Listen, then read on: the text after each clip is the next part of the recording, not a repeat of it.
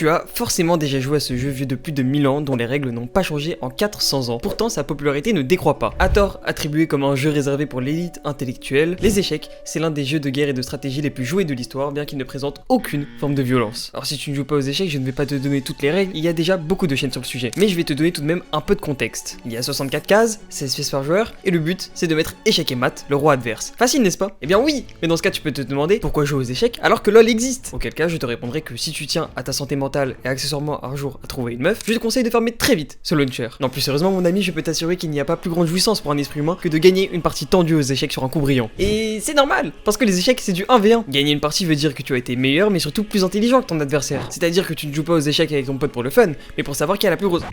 Ah, c'est dans le script ça? Si ce jeu a pu traverser les époques malgré qu'il n'y ait aucune mise à jour en 400 ans, bon sang, mais nerfez-moi cette dame! Mais c'est cheaté! Oh, mais que font les modos? C'est parce que ce jeu regorge de richesses et de possibilités. Genre, essayez de deviner combien il y a de possibilités de parties d'échecs. 10 000? 100 000? 1 milliard?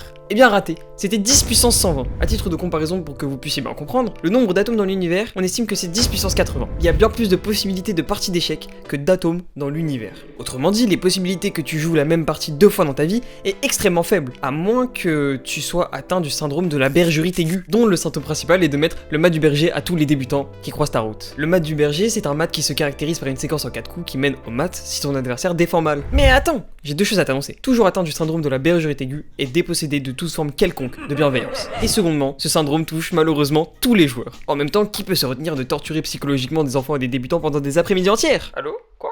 Seulement moi? Ah ok, ça marche. Maintenant que tu sais que ce jeu procure des sensations mentales similaires au coït, je dois également t'annoncer que, en plus, il te fera brûler plus de calories que celui-ci. Remonte-moi cette mâchoire, je vais t'expliquer ça tout de suite. Pendant le fricotage, un homme dépense environ 100 calories sur un rapport de 25 minutes, tandis qu'une femme va en dépenser environ 70. Un joueur d'échecs, lui, brûle 650 calories au cours d'un match de 2 heures et peut brûler jusqu'à 6000 calories lors d'une journée à un tournoi, ce qui est 2 fois la dépense énergétique d'un homme lambda. Donc si tu veux obtenir ton summer body et faire de ton cerveau une machine de guerre par la même occasion, je te laisse créer ton compte chess.com en passant par mon lien dans la description. Si d'ailleurs tu souhaites significativement améliorer ton niveau aux échecs pour ne plus jamais te faire fumer par tes potes en 1v1 à la cour de récré, et que tu prends un abonnement en passant par mon lien dans la description sur chess.com, non seulement potentiellement tu atteindras le niveau de Magnus Carlsen, mais en plus tu permettras de financer cette chaîne, donc je te remercie d'avance. Les échecs te permettent également de découvrir des capacités réellement insoupçonnées. À chaque partie tu dois réfléchir plus vite et plus loin, tu dois constamment te demander quel est le meilleur coup, le meilleur plan, même si celui-ci implique des sacrifices. Et c'est la plus belle qualité de ce jeu parce qu'elle te permet de redécouvrir la vie à travers le prisme des échecs. C'est un réel processus de gamification qui va te faire comprendre l'importance de la patience et de la réflexion, les notions de risque-récompense, et apprendre à gérer ta ressource la plus précieuse, le temps. Alors quand je te dis de voir la vie à travers le prisme des échecs, je ne te dis pas de te prendre pour le personnage principal et de voir les personnes qui t'entourent comme des pions, mais que la vie n'est qu'une succession de décisions, et par causalité de cause et effet, chacune de tes décisions a des répercussions. Pour bien illustrer ce que je viens de te dire, regarde ça. Aux échecs, tu as différentes notations de coups en fonction de leur qualité. Tu peux faire un blunder, c'est-à-dire une gaffe, un coup qui peut te faire perdre du matériel ou de la partie immédiatement, une erreur, un mauvais coup qui empire immédiatement ta position, une imprécision, un coup ni bon ni mauvais, le coup bon, comme le dit son nom, il est bon mais il y a mieux, un coup excellent qui est excellent, et le meilleur coup qui porte aussi très bien son nom. Mais ce n'est pas tout, nous les joueurs d'échecs on pouvait pas s'arrêter là. Non, nous on est des vrais maxeurs. Donc il y a 2 catégories de coups au-dessus du meilleur coup. Le très bon coup, c'est un coup qui te permet de prendre un avantage important sur la position, et pour finir, le fantastique coup brillant. Celui-là c'est littéralement le saint graal. Un coup brillant c'est un coup exceptionnel qui est extrêmement dur à avoir, même pour l'ordinateur parce qu'il nécessite de faire un sacrifice pour l'obtenir. En sachant cela, après avoir réalisé n'importe quel sacrifice, je peux te dire que t'as qu'une hâte, c'est d'aller foncer dans ton analyse de partie pour voir la masterclass que t'as cook, tout ça pour voir que c'est un énorme blunder et que ça t'a fait perdre la partie. Mais du coup tu peux te demander, c'est quoi le rapport avec les décisions dans ta vie? Eh bien c'est très simple mon ami, vivre c'est jouer d'un côté de l'échiquier contre tes démons de l'autre côté. Par exemple, le matin lorsque tu te réveilles,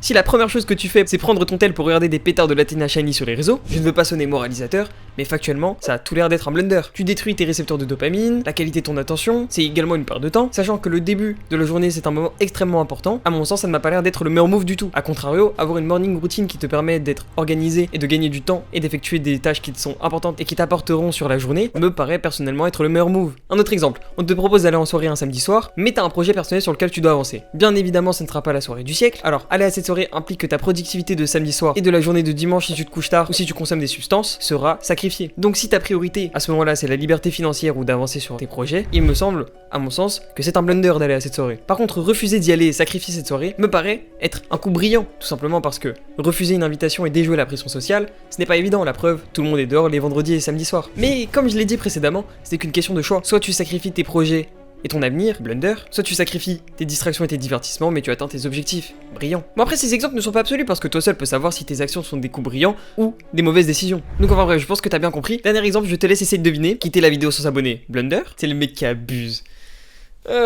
Non franchement en tout cas les échecs c'est vraiment une folie. En plus d'être un outil pour la vie et un jeu qui booste tes capacités cérébrales, une belle partie d'échecs c'est une vraie œuvre d'art qui peut t'émouvoir aux larmes. Premier degré, j'ai pleuré sur l'échiquier devant la partie de l'opéra de Paul Murphy, été médusé devant la descente aux enfers du roi de la partie d'Edward Lasker, et également été complètement ébahi devant la partie qu'on a nommée ensuite la partie du siècle de Bobby Fischer. Honnêtement, une partie de ce niveau là ne semble presque plus rien avoir d'humain et donnerait même l'impression de toucher à quelque chose de l'ordre du divin. Heureusement ces légendes des échecs ne sont pas les seules à nous fournir des parties spectaculaires, car en effet il existe une catégorie de personnes qui ne ratent pas ses sacrifices sur l'échiquier. Concrètement, si une de ces personnes te donne sa dame, c'est pas qu'il a cliqué sans faire exprès. Ça veut juste dire que tu peux sortir les mouchoirs pour commencer à essuyer tes larmes qui ont coulé. Je parle bien évidemment des maîtres et grands maîtres internationaux d'échecs. Alors crois-moi que t'as pas envie de jouer contre eux. Déjà ils connaissent par cœur les 30 meilleurs coups de toutes les ouvertures possibles et inimaginables. L'ouverture italienne, espagnole, française, sicilienne, l'ouverture éclair. Ah non, ça c'est la fermeture. Mais ça n'a rien à voir, c'est quoi ce script de Golemont là? Donc ces gens là qui sont trop forts et qui peuvent te fumer sans même regarder l'échiquier, genre littéralement, on les appelle les MI, maîtres internationaux, et GMI, grands maîtres internationaux. Et au-dessus d'eux, t'as un type qui les raille comme des petits lus. Pour ceux qui connaissent les échecs, je ne pouvais bien évidemment pas faire une vidéo sur les échecs sans mentionner ce monstre. Je parle bien évidemment de Magnus Carlsen. Alors pour les personnes étrangères au monde des échecs, pour que vous puissiez bien comprendre, il existe différents tournois dont la distinction se fait sur le temps donné aux joueurs pour jouer leur partie. Ce qui nous donne au total 3 catégories. La classique, où les joueurs ont chacun 1h40, la rapide, où les joueurs ont 15 minutes chacun, et la beat où les joueurs ont 3 minutes de temps chacun. Donc maintenant vous devinez qu'être fort dans une catégorie ne veut pas dire être fort dans une autre, étant donné que les capacités demandées ne sont pas les mêmes. Pourtant, GigaChad Carlsen a eu le titre de champion du monde des échecs de la cadence classique, rapide et blitz, simultanément.